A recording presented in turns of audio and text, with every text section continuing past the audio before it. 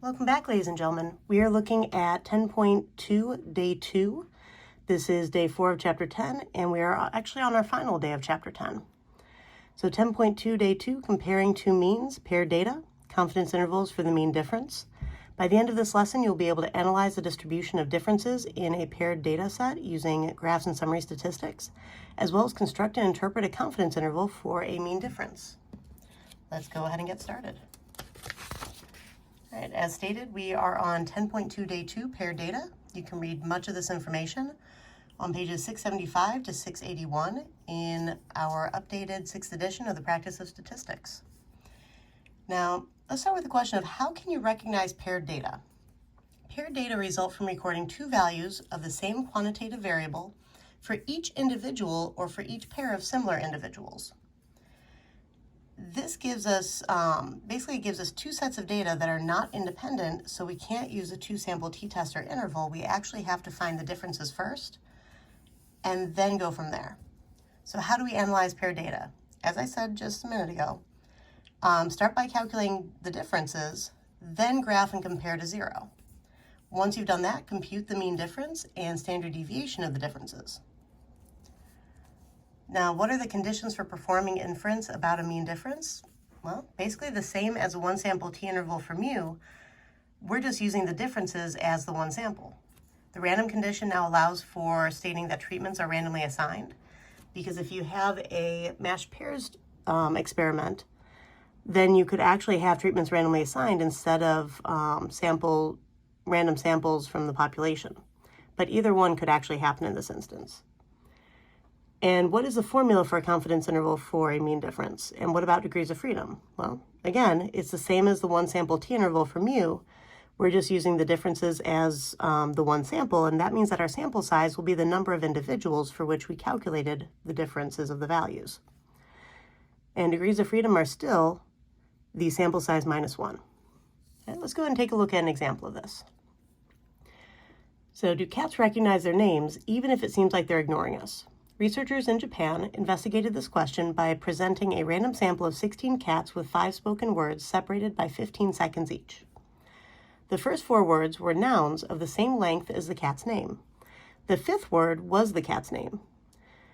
As the researchers expected, as the cat heard the first 4 words, it paid less and less attention. However, when the cat's name was spoken, the cat's attention increased, as measured by 10 evaluators who were blind, which means basically they were probably deaf to the words, like they didn't know which words were being spoken when they were actually rating this. And the evaluators rated the magnitude of response on a 0 to 3 scale for each word spoken to each cat. And here are the mean magnitudes for the 16 cats after hearing noun 4 and after hearing their name. All right, so for each of these cats, we have the magnitude of their response after hearing noun 4, and then the magnitude of their response after hearing their name. And for part A, we need to explain why these are paired data. Well, there were 2 values recorded for each cat. Simple as that. And these 2 different values are not independent because they are from the same cat. Now, I do have the links down below to the articles that dealt with this particular study. So if you want to take a further look at that, feel free to. All right, so let's take a look at part B. So calculate the differences in response, the name minus noun 4, make a dot plot and describe what you see, then interpret the mean difference. All right, well, all these values we're basically getting from taking the magnitude of the name. So in this case, 1 minus 2.2, 0.5 minus 1.0, 2.7 minus 0.6, 0.8 minus 0.3. I'm starting with this last column and then subtracting the one in front of it because of the order in which we were asked to do this. We were asked to take name minus noun 4. Name is our last column, noun 4 is in front of it, so we're taking the last number minus the one in front of it. And if you subtract all of those, you end up getting this list of numbers. And this list of differences have been graphed on this dot plot below here. Now, when we're describing what we see and then interpreting the mean difference, we want to kind of go back to how we analyze the paired data. So start by calculating the differences. We've done that. Then graph, we've done that. Compare to 0, basically look at how many of your paired differences were on one side of 0 versus the other, depending on what you're trying to prove. And then we need to compute the mean difference and the standard deviation of the differences. So we're going to go ahead and do that. So if we take a look at all of these, if I count this up, we're wanting to see if cats respond to their name more than just a random word.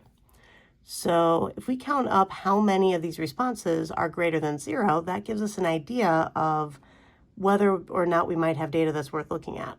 So we have 1, 2, 3, 4, 5, 6, 7, 8, 9, 10, 11, 12. So 12 of these 16, or 12 out of 16 of these differences in response are greater than 0. Now to calculate the mean difference and the standard deviation of the differences, we need to enter these numbers into our lists. So stat, hit enter on edit. I'm going to clear these lists out, and I'm going to enter all of these numbers.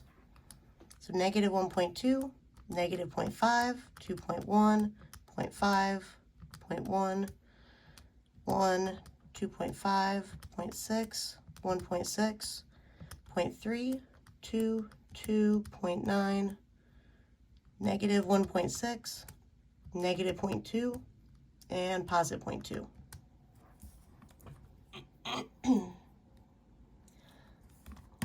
And now I'm going to go into stat, go over to calculate, one variable stats,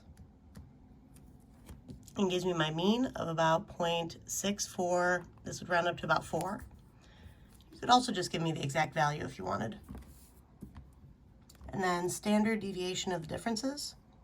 So S of x, 1.196 approximately. The second 5 rounds the first 5 up to a 6. And the mean difference means that on average, the response was 0.644 points higher when the cat heard its name. Right? That's what actually calculating these differences means. On average, the response was 0.644 points higher when the cat actually heard its name. Now finally, we want to construct and interpret a 90% confidence interval for the true mean difference. So first state, we want a 90% confidence interval for mu sub d, which is equal to the true mean difference in response, name minus noun 4, to spoken words for cats in Japan. Excuse me. For our plan, we're doing a paired t-interval for mu sub d. For a random condition, we had a random sample of 16 cats from Japan. For our 10% condition, 16 is definitely less than 10% of all cats in Japan. And keep in mind, I'm talking about cats in Japan because that's where our random sample was taken from, specifically from Japan. Now, normal large sample size condition, there's no strong skewness or outliers in the graph from letter B. Right? No strong skewness or outliers up here. And because I'd already provided the graph, that's why I can refer to part B. And I had to check that graph because I actually did not have a large sample size. The sample size was not greater than or equal to 30. So I had to check that graph. Now for our do step, using degrees of freedom 16 minus 1, which is equal to 15, and a tail probability of half of our remaining area, if we're dealing with 90% confidence, that leaves 10% for the tails, and half of that is 0.05. And if you go in and find, let's see, so second virus to get to distribution, inverse t, 0.05 for the area, degrees of freedom 15. This gives us about 1.753, which is what I have right there. And then it's just a matter of filling everything in.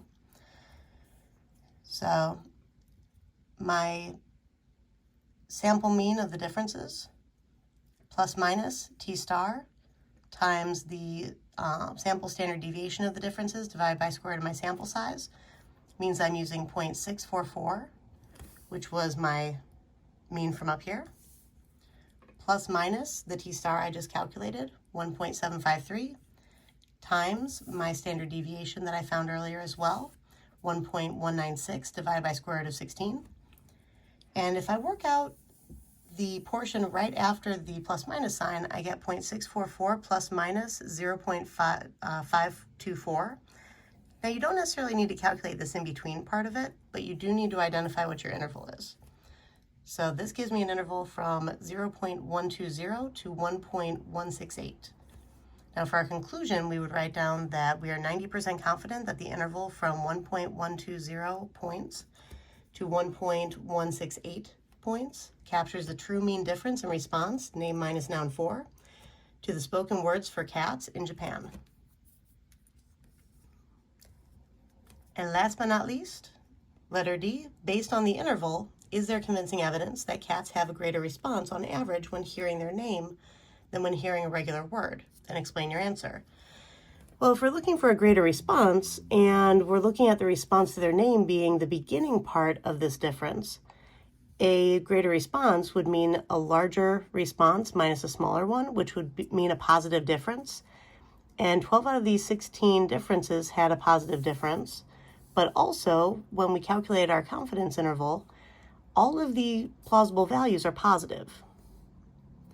So is there convincing evidence? Yes, because all the plausible values in the interval are greater than 0, there is convincing evidence that cats in Japan have a greater response when hearing their own name. Right? And remember, we're comparing this to 0 because no difference in response would actually be 0. Greater response to name would be positive plausible values. Greater response to noun 4 would be negative plausible values. We had all positive plausible values. That's why we're saying this is convincing evidence. Right, go ahead and try these problems, and I will see you in class.